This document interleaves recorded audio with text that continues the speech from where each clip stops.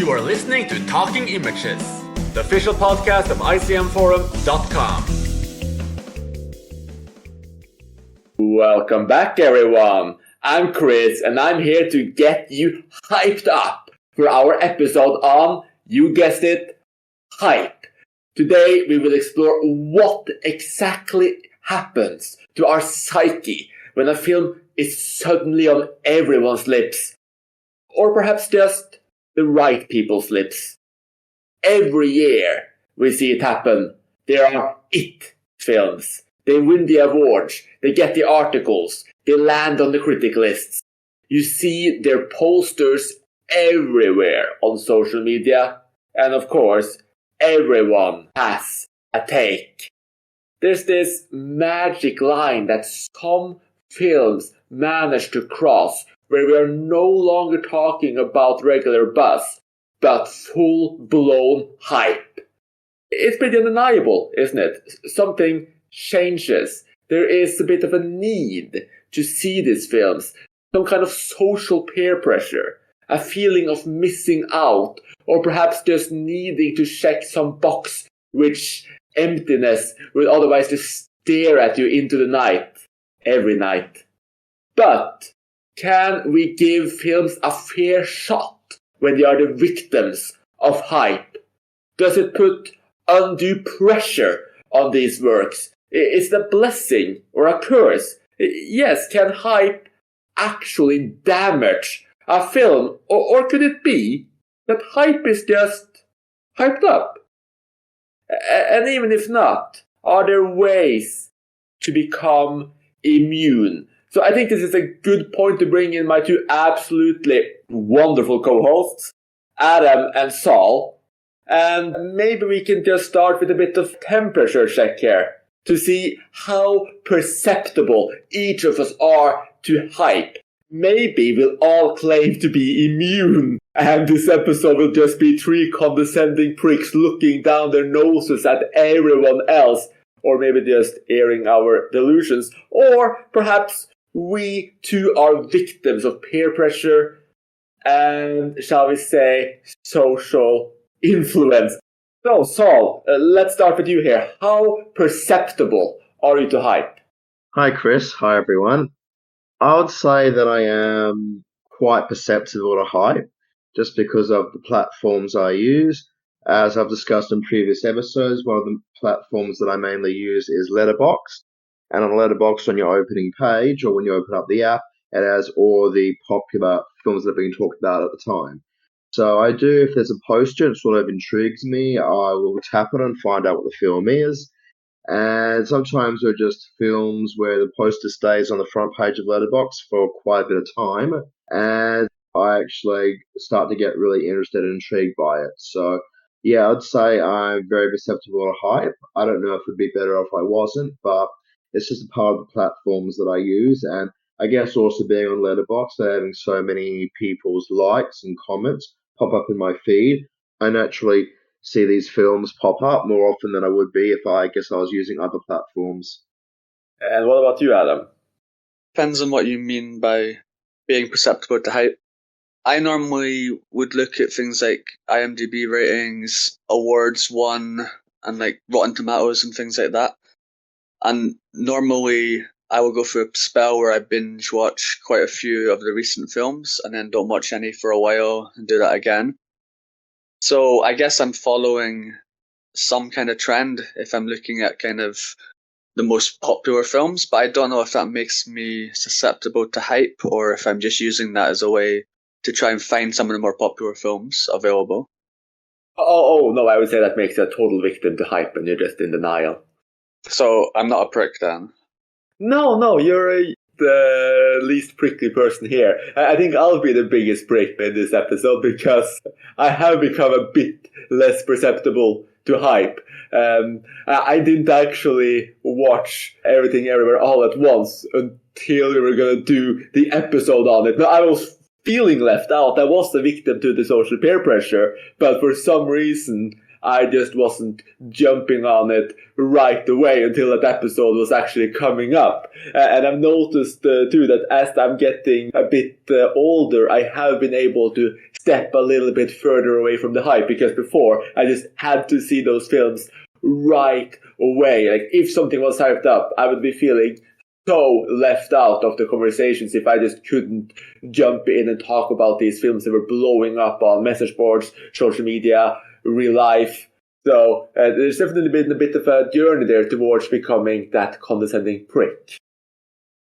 I'll just mention on the subject of Everything Everywhere All at Once, it was actually that episode, and if you go back and check the episodes, we recorded an episode a few weeks ago on Everything Everywhere All at Once. One of the topics that came up during the episode was the idea that the film had been so hyped up, and that watching it after the hype caused a bit of a different reaction when viewing it, and also the fact that it had been hyped up quite a bit on the internet but wasn't available everywhere around the world at once, or Everything Everywhere All at Once wasn't available everywhere all at once. That's completely right. I mean, in a way, this is the spin-off to that episode, and yeah, pretty much. I mean, this episode could essentially be considered a spin-off to the Everything Everywhere All at Once episode. There's some of the ideas we started to put out there. So I would be really interested to hear, like, how does hype affect you? Like, if you see a film, be it Parasite, Drive My Car,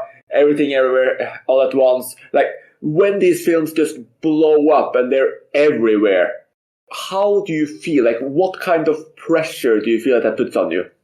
I do sometimes feel a bit of pressure with some of those recent releases when they come out and they get very hyped up. With some films like Drive My Car, that's a good example of one. We did talk about that one a bit in our Best Films of 2021 podcast. And yeah, that was a film which I ended up eventually subjecting myself to pretty much because I saw it on Movie, because I was streaming a movie and I had to stop it after 17, 18 minutes because I was so uninvested. And then I sort of forced myself to rewatch the rest of it just so I could talk about it in the podcast. And I guess also just so I could have an opinion on it. So yeah, I think hype does pressure me a little bit, especially when it comes to some of those bigger releases, but it probably also depends on the sort of film. Because there's been a lot of really good buzz for Top Gun Maverick, for instance, and as of the date of this recording of this episode, I still haven't watched it because the first Top Gun was just such a tepid, mediocre film. I know the sequel's meant to be so much better, but there just isn't enough in it for me, even as a Tom Cruise fan, to actually really want to go out and seek it out. So I'd say it probably depends a bit on the sort of film. I'd say probably where I feel the most pressure as such would be with horror films, because anybody who knows me knows I'm really big into horror. And when you get something like Pearl, the sequel to X from T West, where no Australian distributors, as of November, have agreed to pick it up and distribute it, and yes, it's been released cinematically everywhere else in the world, does give me a little bit of fear of missing out, which you alluded to early on in the intro, Chris. Yeah, Adam might be the luckiest here with cinema viewings, but coming from Norway and now living in Malta, where films are often released much later, like that's one of the things that always frustrated me, especially when I was, trying to keep on top of the Best Pictures nominations, for instance. I mean, I remember The Favourite only being released here like 2-3 months after the awards, and it had like a 1-week window or something like that. And I was so furious. And I think sometimes when you have those theatrical windows that don't line up at all, it's really frustrating because you see everyone talking about the film. In some cases, that you're probably going to love that film, but you just can't watch it. There's no way for you to watch it. So that's a really frustrating feeling. I think a few years ago, I was much more keen to watch all the new big films, and now I'm probably a little bit more picky. I think in the past I would have watched everything big that came out, whereas now I'm a bit more selective depending on if I think I'm going to like it. So I don't sit through all the latest Marvel films, for example. I just occasionally would watch one, but I won't watch them all just because they're a massive kind of thing in society now. What I did used to do was, with my ex a couple of years ago, we used to go to the cinema once a week and pick the latest big film.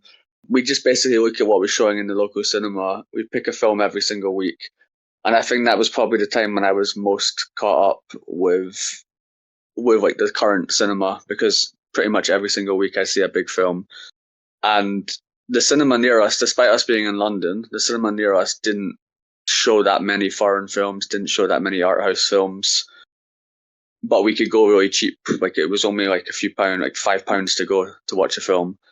So I think since COVID, I've probably lost touch a little bit more with the latest releases, and I tend to just binge watch ones that I'm more interested in. I have less motivation now to watch every big film just because it's a big film than I used to. Ooh, sounds like Adam might be overtaking me in the prick category. So this is very good news for me.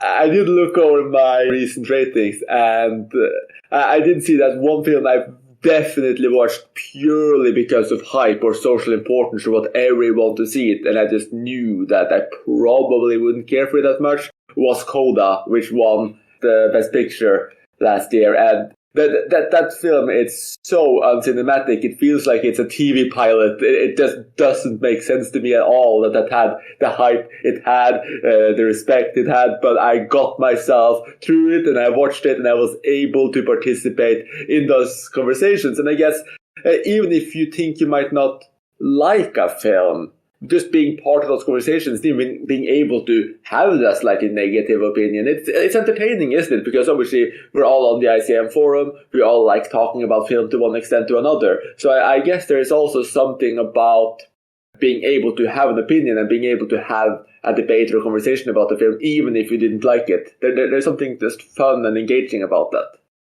Yeah, and I work in school, and it's quite difficult when the students ask me about.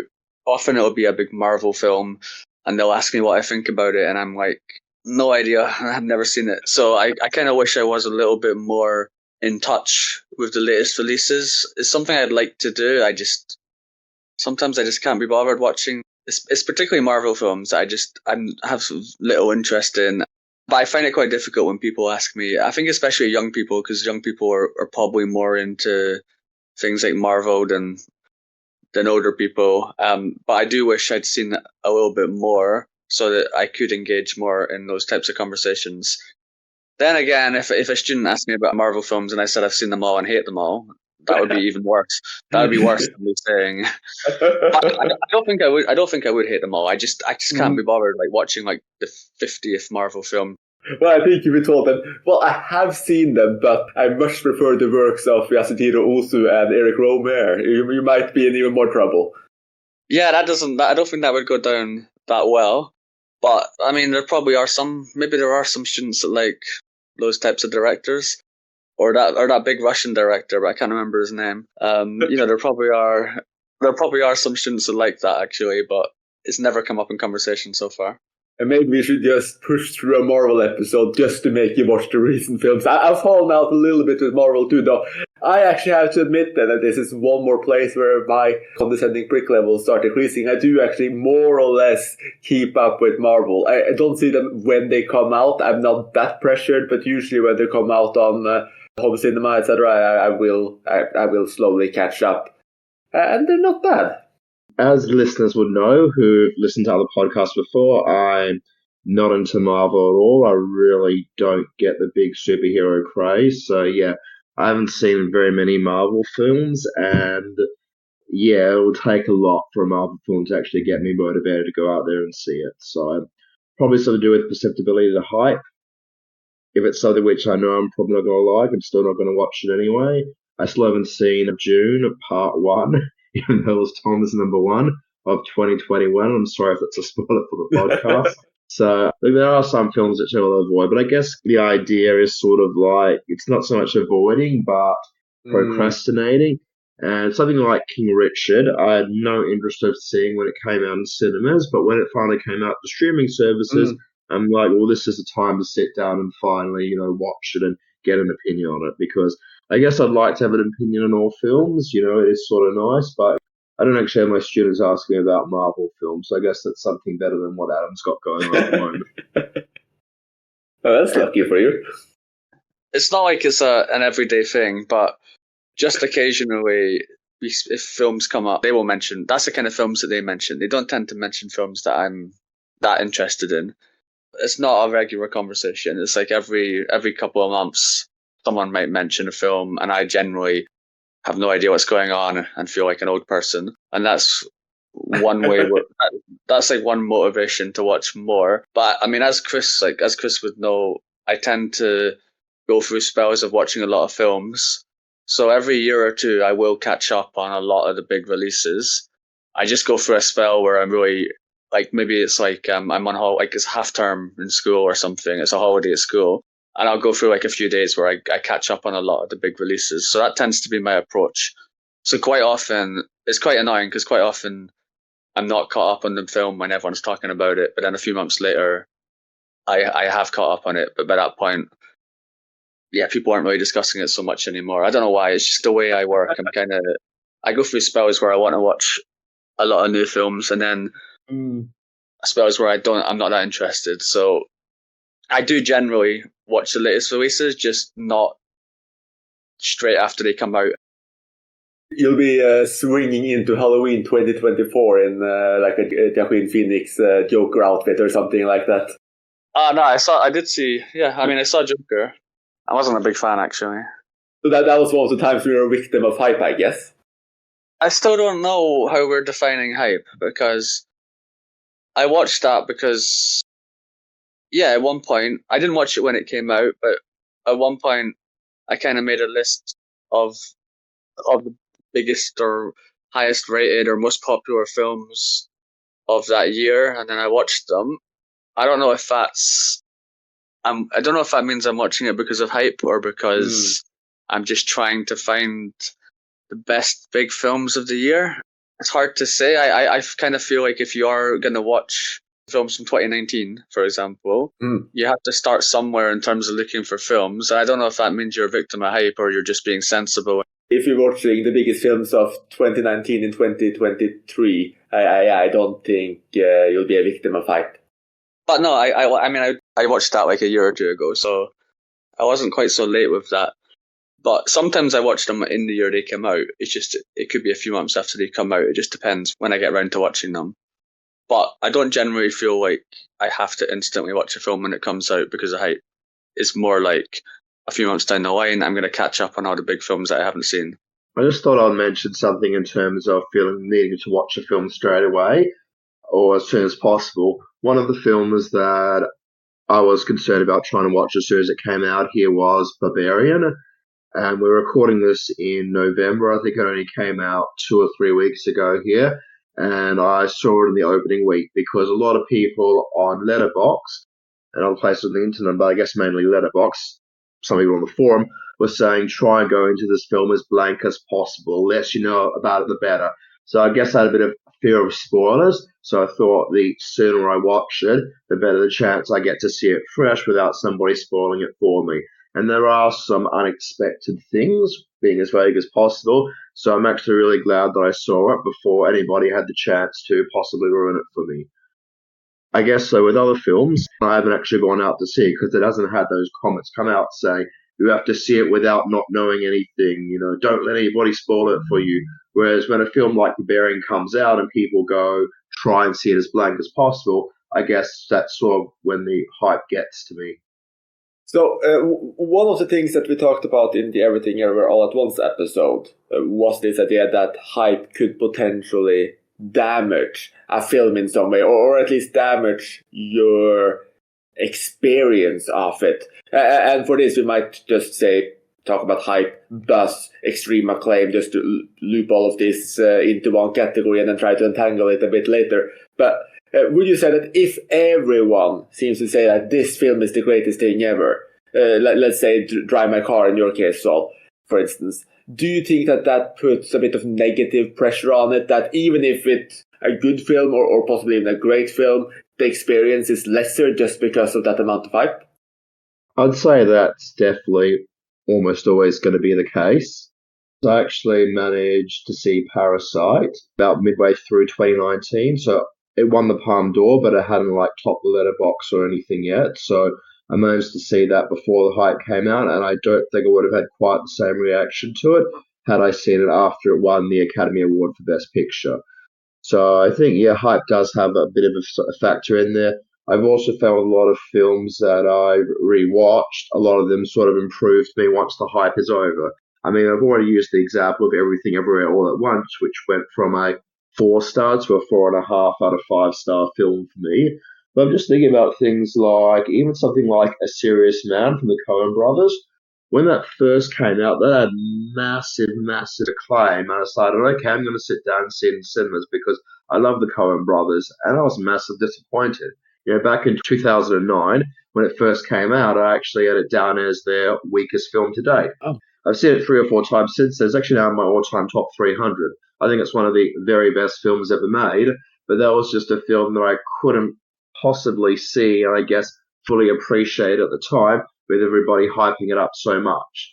So, I mean, there's probably a few examples, but I can't think of any offhand where I've watched the film after the hype and it's gone down in my estimation, but usually films really only improve for me once I see them once the hype is over. I mean, even something like Get Out, which is in my all-time top 50, when I first saw it, this is back in 2017 or whatever, I think I only gave it 4 stars out of 5 because it was impressive. I didn't think it was that great. Subsequent viewings, post it, winning the Oscar and everything, it's really, really stuck up well for me. So I'd say the rewatch factor is definitely the decisive thing for me about whether a film is really great or whether it's disappointing. And I guess maybe if I do eventually see Drive My Car again, a decade down the track or something, when I'm subjected to it again, maybe I'll appreciate it more. But a very hard film to watch in 2022 after it's been, Best Picture nominated and all the acclaim and everything. I'm sitting there going, we're 40 minutes into it, and the film hasn't even begun yet. So I actually watched Parasite when it was out in the cinema in the UK. That was back when I was going to the cinema every week. And I don't remember if it had won the Oscar yet, but there was definitely a lot of buzz and hype about it when I saw it. And I actually really liked it a lot. So I don't think the hype always damages. If I like a film enough, then the hype doesn't really matter. But I would say that it's probably only natural that if some films are incredibly popular and hyped up like crazy, if I don't particularly like the film, I probably will have a more negative opinion of it in reaction to all the hype than I would have if it was just a relatively unknown film. Because I think like with music, with TV, with anything, if people are saying this is like the best thing ever made and you don't like it that much, I think you naturally do have a more negative reaction to it and you're a bit more vocal in your opinion against it because there's so many people saying this is amazing.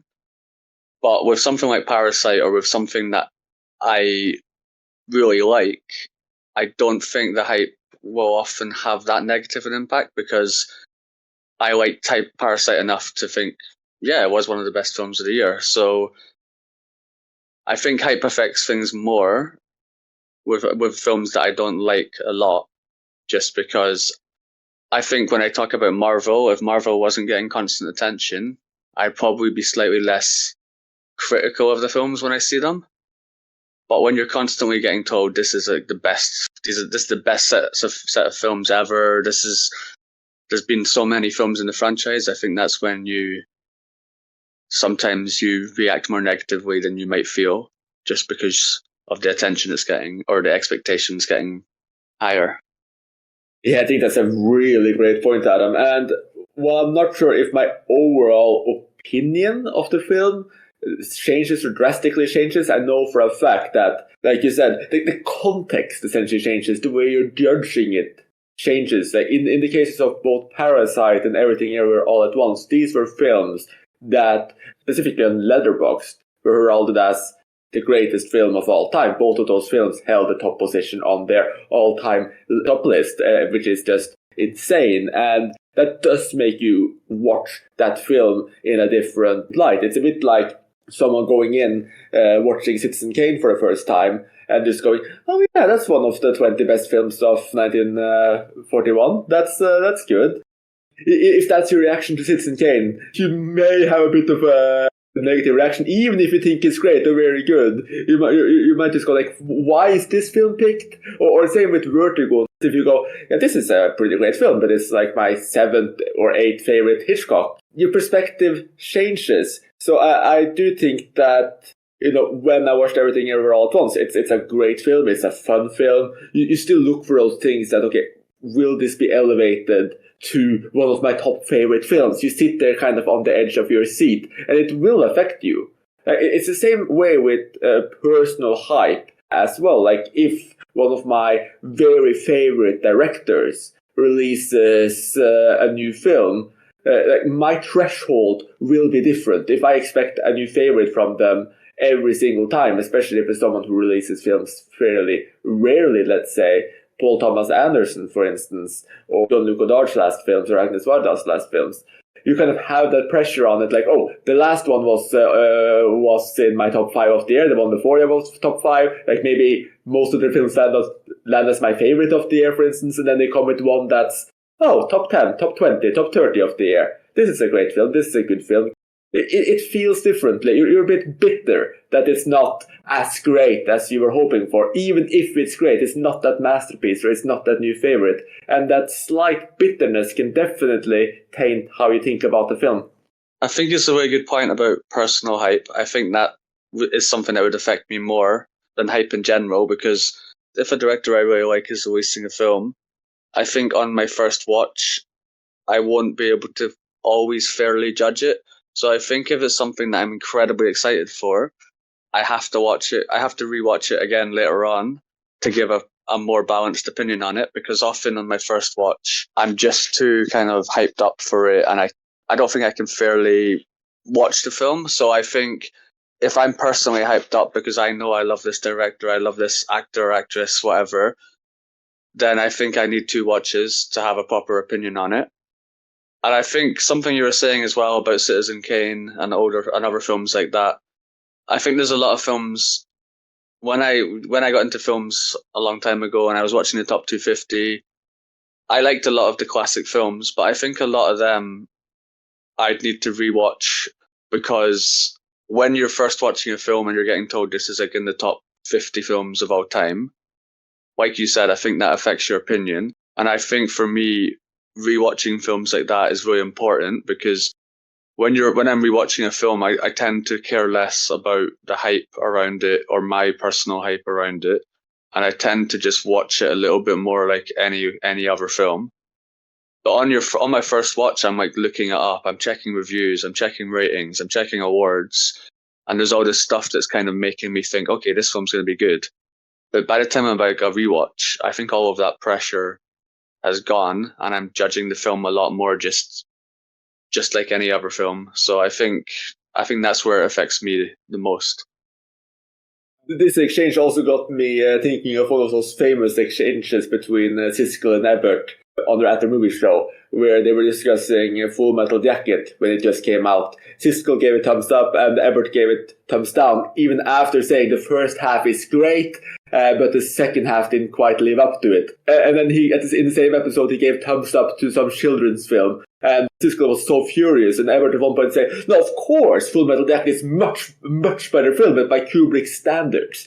And I think that also ties in with a little bit what we're talking about here, about personal hype in particular, where, even if you literally use the words first half great, second half not that strong, like you still like it, but you still feel like it's a thumbs down. I think that kind of thing, it's a really weird thing when it happens, but it's obviously really real.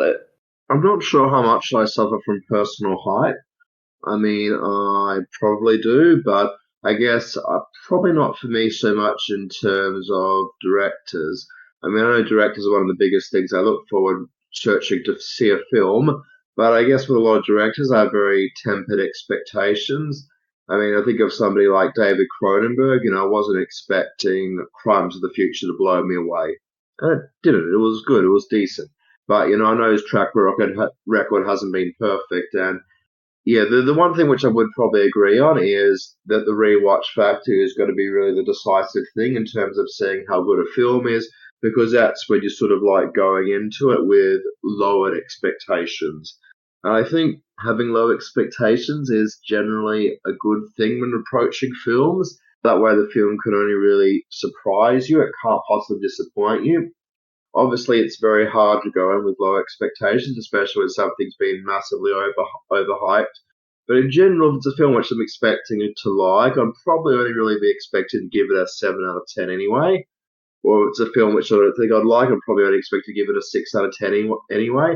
I'm not really expecting it to be a top tier favourite anyhow. But I can't say there's a lot of films out there where I've been going into it expecting it to be as great as everybody is saying. There's a lot of films there like Barbarian or Nope, which I was expecting to enjoy and which I did enjoy, but not so much ones that I'm expecting to be a masterpiece. But there just might be a bit of a different way about how I approach films. I think I talked about before in the ratings podcast, and we did a podcast on ratings. But yeah, I barely ever give out any 9s or 10s the first time viewings anyway. So generally, I'm pretty conservative with how I approach films the first time round. And it's really the second viewing of it which really cements how I feel about a film. Or in the case of something like A Serious Man, with 2, 3, or 4 viewings, can really get it up there in my all-time top 300 or 400 films. Yeah, I think you're really right when you say that, going in with low expectations can be the best thing, or is the best thing, because if it's brilliant, it blows you away. And then even if it's just, say, a pretty good film, that can feel really good, like so shocked or surprised that this film you sat down for is actually fairly good because you were expecting it to be a stinker. It changes things. You can even be very excited about, say, a 6 out of 10 or 7 out of 10 film, where you, from one of your favorite directors, for instance, might be really disappointed if you think it's great. So it's a really weird feeling. Like, even my favorite film of 2021, Bad Luck Banging or Looney Porn, like, I was still comparing that to I Do Not Care If You Got on History as Barbarians, which is on my top 10 of the last decade. And I was like, okay, this won the Golden Bear. This might be even better. This is getting all the hype. And it's my favorite film of the year. And I was still slightly disappointed just because it didn't go all the way up to I Don't Care If You Got on History as Barbarians levels. Like, that's a really strange thing, but it does happen. And then with rewatches, I think you're also really right, because that's the first time you can see the film, I guess, on its premises rather than anything else, or at least the premises of your first experience, because at that point, all hype kind of disappears, I would say. Like, all other social input, to an extent, disappears, because you have engaged with it before, you know what it does. You might have read something that makes you want to see it in a different light. In cases of some films, maybe you feel like you missed something. But in general, you're going to go in there expecting to have a similar reaction to the first time. And if that first time reaction wasn't overly impressed, then that film can almost only grow. I mean, I'm sure there's exceptions, but rewatching a film, it's like a test of how well it really does on its own premises and based on what you're truly expecting of it based on itself. So yeah, I think that if a film is super hyped up, that's probably the best cure to see if you were honest with yourself the first time or if hype really ruined it for you. But we've been talking a lot about what exactly hype is. Just we can start like how would you define hype? Like, what is hype to you, and what is it that gets you hyped up about the film? I don't think I can really go much beyond what I said earlier on, which is films that crop up in my Letterboxd feed or crop up when you go and open up the Letterboxd app and it shows you the films that are most popular. That's generally how I'm learning about films these days. Occasionally I'll see a film with a really great trailer and that will get me hyped up for it.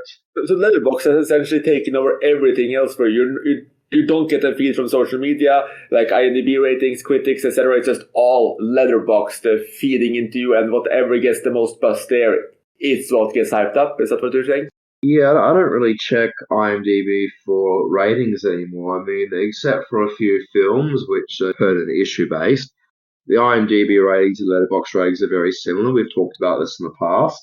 So I don't really feel the need to visit IMDb to check up on the ratings. There's only really a couple of external critics that I access through IMDb who actually I follow, so that doesn't really affect me at all. The only other thing which would affect me would be if it gets talked about on the ICM forum. So those would be my two main go-to points. That's how I'm generally fighting about films these days. I mean, occasionally I'll just check what's streaming on Netflix, what's streaming on Disney Plus, what's streaming on Prime, but films don't really mean much to me unless they've got a really intriguing poster or image or whatever it is. It's really about fighting out through it through Letterboxd, through the forum, or occasionally through a movie trailer that a film really comes on my radar these days. I don't really find out much. So talking about people at work, most people at work don't really talk about films. They're more into TV shows. If they do talk about films, it'd be stuff that I know about already. It wouldn't be anything particularly. There's no way to say without sounding like a prick, but so I'll just leave it over there. I never really use Letterboxd, so I still focus more on IMDb ratings and critics' reviews, and occasionally like Oscar awards, that kind of thing. Oscar buzz must be affecting you too, Saul. I mean, I thought you were the big Oscar buzz fanatic here.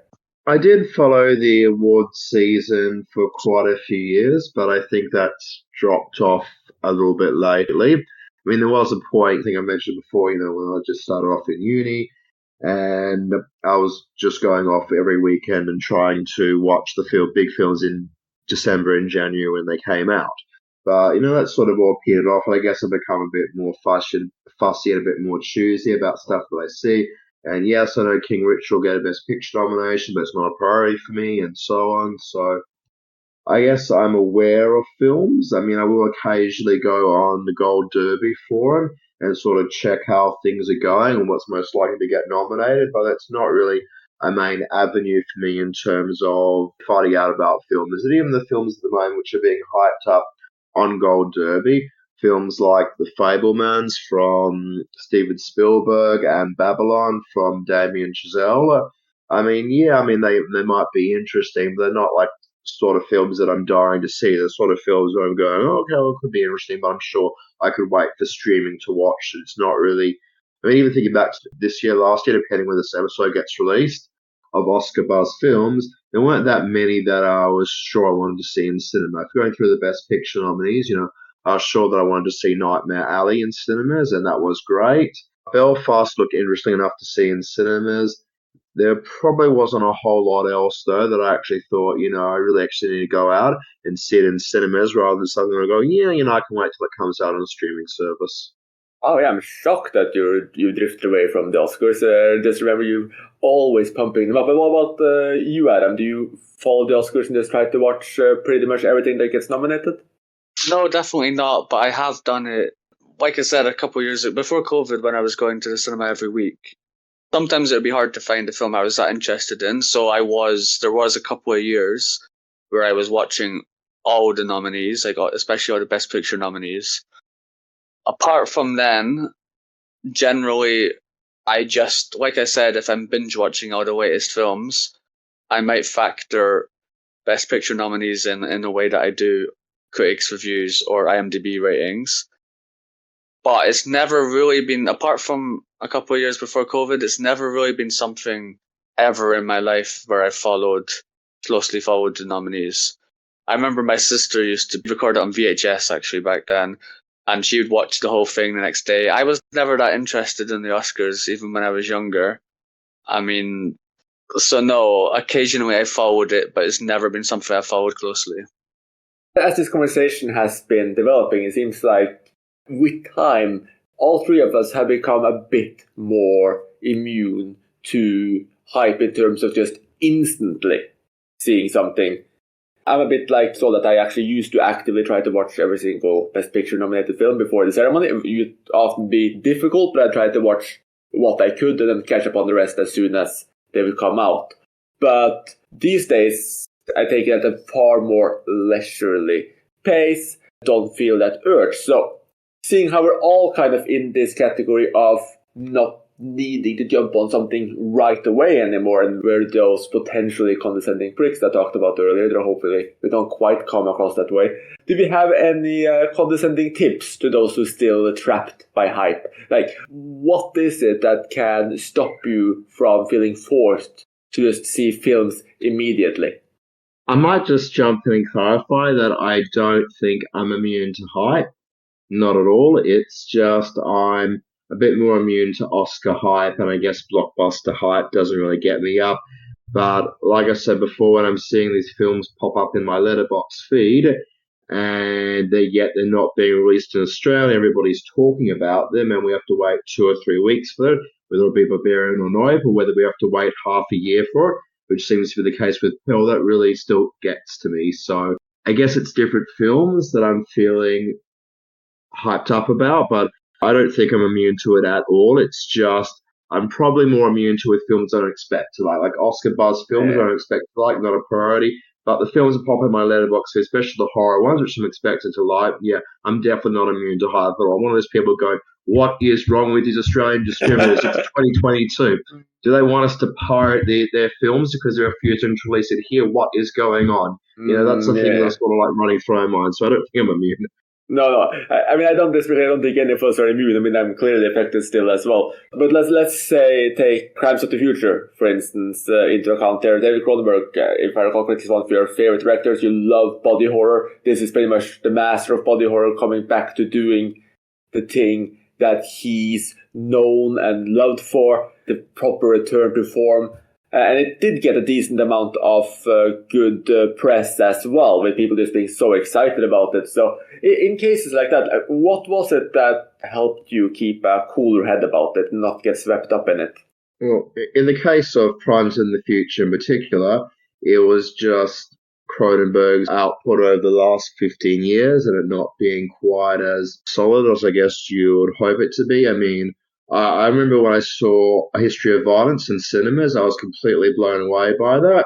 And then Eastern Promises was pretty good. And then I think I didn't see A Dangerous Method when it came out in cinemas because it just had such mediocre things about it. Even though I love Cronenberg, I thought, it's not worth going out to see in the cinemas. So I saw it when it came out on DVD, I guess it must have been, and that was a disappointment. And then I saw Cosmopolis, or Cosmopolis, however you pronounce it, when that one came out in cinemas, and that was a disappointment also. So by the time Maps to the Stars came out, I really wasn't expecting much. And that was actually a really good film, and I've seen that I think 3 times now. It just goes up in my estimation. So that I knew was good. So I knew that Cronenberg still had the capability of doing something great, but maybe if Crimes of the Future had come out just after History of Violence, I might have been hyped up. But just seeing what his output had been like, and also I hate to admit he is getting quite old, and a lot of directors in their old age don't make films that are quite as effective and quite out there as the films that they're making when they're in their prime. So I think those are the things that really stopped me from getting overhyped about Crimes of the Future. I was intrigued by people like Richard Schieb from Mariah calling it Cronenberg's best film since I think Dead Ringers or something. That intrigued me, but I was not really expecting it to be that great just because I knew that even though I love Cronenberg, he could sometimes not be that great. I get that completely. I mean, I actually love Cosmopolis. Now, I would say if you loved Maps to the Stars and saw it 3 times, maybe go back to Cosmopolis as well, because to me they're fairly similar in some ways, though Cosmopolis might be a bit more of a departure from his regular style. Just to clarify before we go to Adam, I actually have seen Cosmopolis, I think 3 times now, so I've gone back and rewatched it, and I actually do agree it's a really good second-tier Cronenberg film. It's not high up. I've got it a bit lower in my estimation than Maps to the Stars, but I'd say it's definitely in the top half probably, or definitely second tier of what he's done. So I agree it's a great film. I have rewatched The Dangerous Method, and I'd say that one's still pretty tepid. It's like among his worst, along with Fast Company and I guess not that much else because his track record is actually pretty solid. Yeah, I actually still haven't seen A Dangerous Method either, I guess because of the anti-buzz, the anti-hype. It saved me from jumping into it, which I guess is something we can talk a little bit about as well. But before that, Adam, do you have any tips to people who might be feeling like they have to see films right away? Like, what do you know what it is that gives you the power to just sit out and wait a few more months or even a year longer? I don't think I have any tips. I think if I was watching far more films like I used to, then I would be less immune to hype.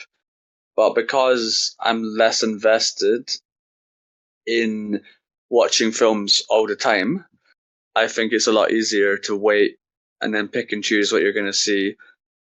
So I think people, the more you're interested in films, the more you're wanting to watch them every day, the more likely you are to pay attention to the hype. Whereas if you're watching them more casually, then naturally it's easier to wait a few months for films because you're not watching as many, and films are still a very important part of my life, and rewatching them and watching new ones. But because I'm not constantly watching films like I did a few years ago, hype just doesn't need to have the same kind of impact on me because I can pick and choose more freely. So I don't think I have any tips. I think it just depends on how closely you're following the latest trends and how many films you're watching. I was really hoping that, Adam, you'd be able to give me a tip to get over this fear of missing out hype thing I'm happening, going like, why is Pearl not being released and so on. But from the sounds of things, what I'm doing incorrectly is watching 1,200 films a year. Maybe I should be watching a little bit less if I don't want to be so subjected to hype.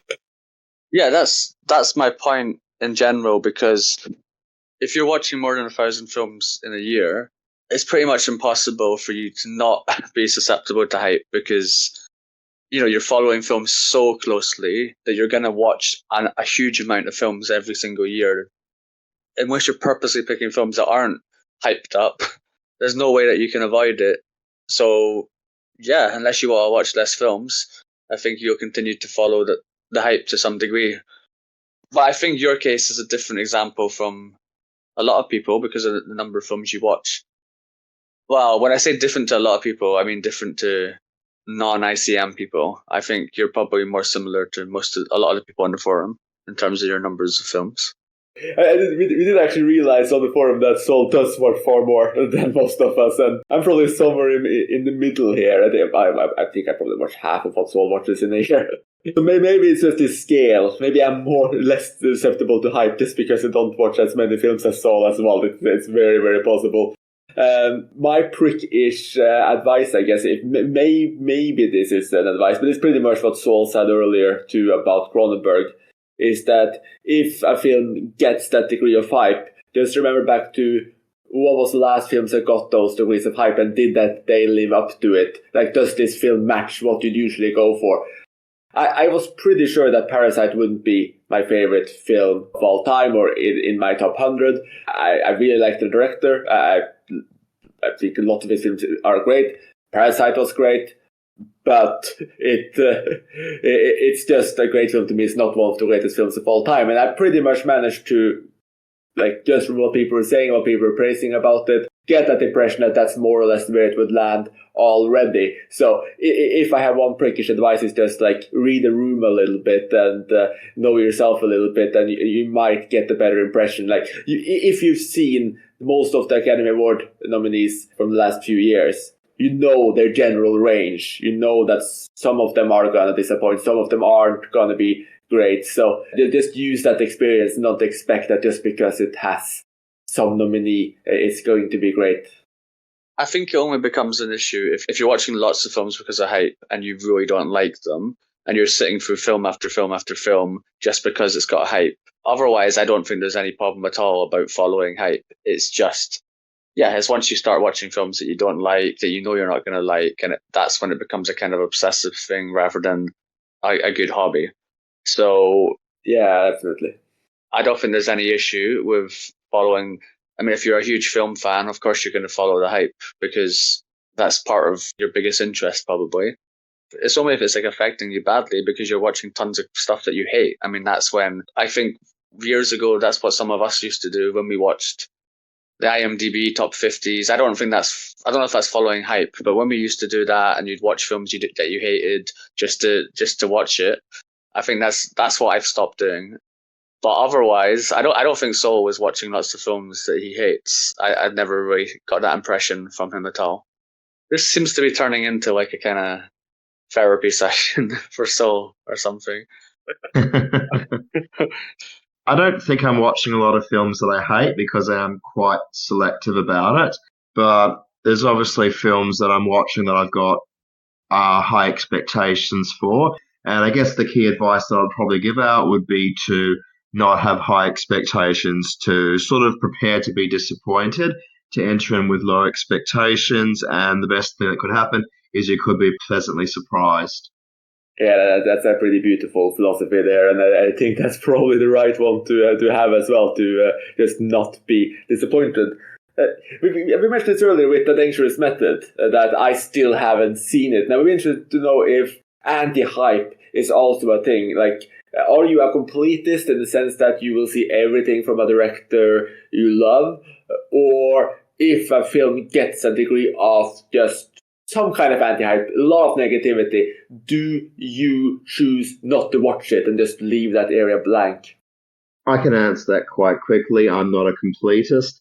I've talked about this in a number of podcasts before. I've got no platinum awards and I check movies. I don't really get that sort of buzz out of completing a director, completing a filmography. So for me, it's all about the films itself. There are definitely some directors like Cronenberg and the Coen brothers where I've seen everything that they've done, but not really out of a sense of wanting to complete their filmography, just more a case of everything they've done has interested me to some degree. And yes, I say no platinums with an extreme amount of pride. I'm currently the number 91 highest rated user on iCheck Movies, and I don't have a single platinum award. So would you actively avoid watching a film just to avoid a platinum award? Yes. I thought so. Yeah, there's definitely some lists where I sort of like flag films that I'm not going to ever see in the near future, I guess, until I run out of things to watch. That's basically an alternative world completist. You know, you're still watching or not watching something because of a list. So I would argue you're like an anti-completist. You know, it's still instead of like, because I'm a completist and I'm an all or nothing kind of person, which is why I'll go through like binge watching and then not watch films for a while. So if I love like a director or I love even like a band, you know, music, I tend to then watch everything or watch a lot of it. So yeah, I've always been a completist. But I think Saul is doing something similar, just the exact opposite, in that he Similar but opposite. Well, it's similar because he is still a list is still dictating what he watches, even if it's making him not watch something. Which is why every time you mention the Platinum Awards, you know, I can tell from the pride in your voice that it's part of what is affecting what you watch, isn't it? Because you're avoiding finishing a list, just like I'm trying to finish a list. I don't know what the hell I'm saying now, but let's just say Chris is a prick, and that's the end. That's a good note on the down for sure. Oh, look, it's a very fair and valid and interesting point or whatever. There's obviously some big films that I'm deliberately putting in my blind. I guess it's just I find it a more interesting way of working my way up the rankings when I check movies. You know, like I don't think I'm ever going to see more films than Ron Jensen because he watched films unsubbed. But I'm thinking, you know, eventually, maybe I'll get into the top 25 and still be able to maintain this, I don't know, record, how you want to put it. I've been able to do this and manage to get this high up there without actually going through the usual channels. I don't know. I think we should have an episode where you're forced to watch a few films to get platinums so that we can break this anti-completist thing in you. The best thing ever is, you know, the Jerry Beck cartoon list. Yeah. Oh, God, don't tell me you have like 49 out of 50. No. I've got 24 because I also want to get into the top 25 users without getting a bronze on that list. So I've got exactly 24. Oh, my God. No. So from this episode, we've learned that Saul's life is dictated by two things: Letterboxd and I check movies. Sadly, yes.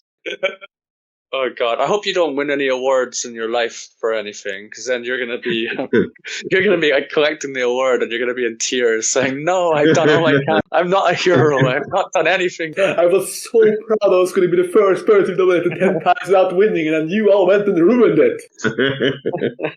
That'd be an amazing Oscar acceptance speech. I can imagine that, like Thomas Newman finally wins an Oscar or whatever. That'd be the most amazing acceptance speech. Oh God! Yeah, you need to finish. We need to get. We definitely need to do an episode where you get a bunch of awards. Oh no! I want to end this obsession of yours. The best way to end it is to get the mods to adopt all these lists that I've already got platinum on. Yeah. Oh, sneaky! This is your plan all along. Oh well, no, I don't want them to. I don't want to get instant platinum awards because it gives me nothing to work on. But it would annoy me if something like, I think somebody once suggested a murder mystery list or whatever. And I was looking at it, there's only one film I hadn't checked, and I'm like, no, do not adopt this list. I don't want to get an instant platinum. I want something I can work on. So yeah, it's a bit of a different approach. Oh dear. I'm not even sure if we're still on the same topic anymore. I was going to mention that I still hadn't seen my Blueberry Nights from Carver Wong specifically because of the negative buzz around it, and how I'm sure I'm still going to more or less like it, but it's just been put off for such a long time. It's a film that's kind of imprinted in my mind as a lesser film from him, and I still haven't seen it, but that's not really relevant anymore. So I think this conversation has moved in a very, very different direction, and we can probably close it then on this, my final question, which was also the final question of the intro, which is, do you think that hype is actually overhyped in itself? I would say that hype, by definition, cannot be overhyped because, that is what hype is. So I'm going to say hype is not overhyped. It is out there. The only thing which is overhyped is letting the hype get to you. And I say that as somebody who does let the hype get to him. What was the question again? Sorry, there was too many hypes in that sentence.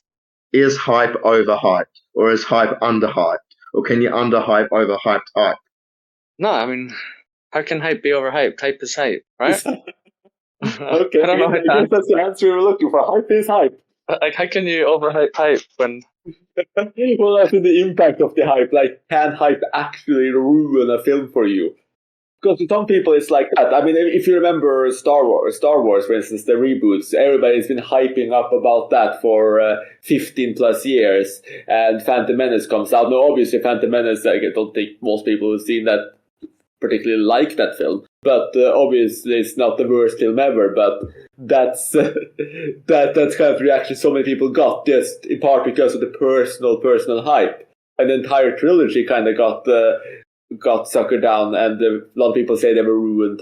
Like, there's a common phrase, like, this film would have been good if it wasn't connected to this other film, for instance, because of that connection and that hype that comes with it.